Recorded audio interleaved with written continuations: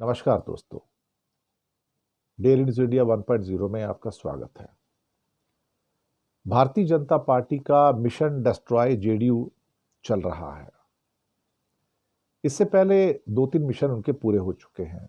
Mission destroy Shiv Sena Maharashtra में, mission destroy JDS Deve Gowda साहब की पार्टी कर्नाटक में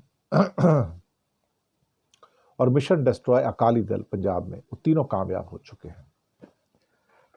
अब साहब एक आखिरी फसल बची है और वो है जेडीयू की।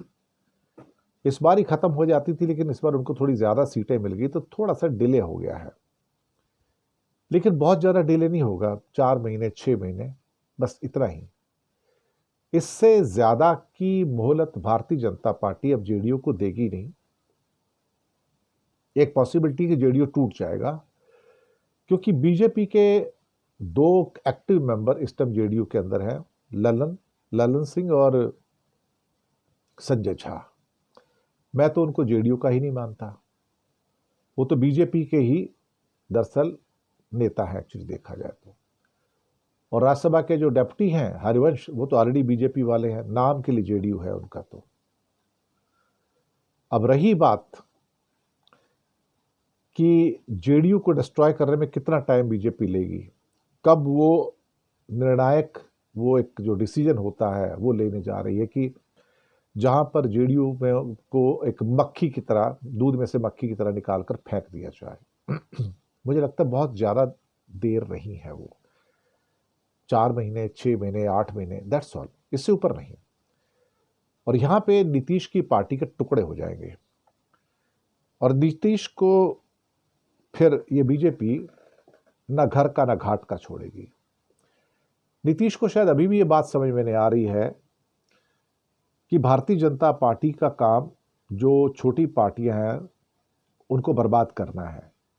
लेकिन कभी कभी क्या होता है, हम राजनीति में सबक नहीं लेते किसी से। हम पंजाब से सबक नहीं लेते, अकाली दल को बर्बाद कर दिया। हम महाराष्ट्र से सबक नहीं लेते, शिवसेना बर्बाद कर दी। हम कर्नाटक से सबक नहीं लेते कि जेडीएस बर्बाद कर दिया।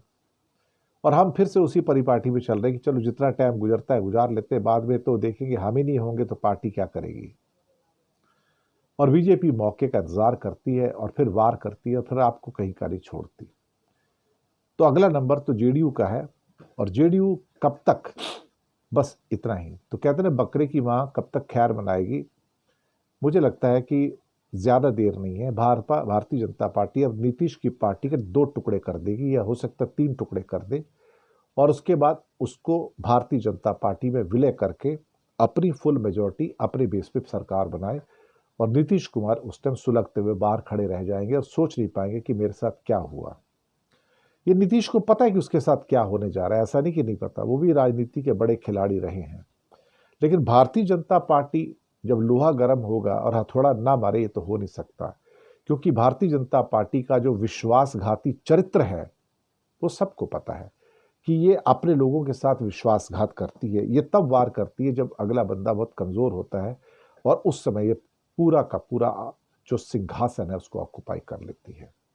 महाराष्ट्र हो या हरियाणा हो या कर्नाटक हो या कोई और पंजाब की स्टेट हो, ये अपने साथ के दलों को बर्बाद करने में यकीन करती है। बस वक्त का इंतजार है और कुछ नहीं। जेडीयू के भी अंतिम दिन हैं, अंतिम सांसें हैं, कुछ महीने और, दैट्स ऑल।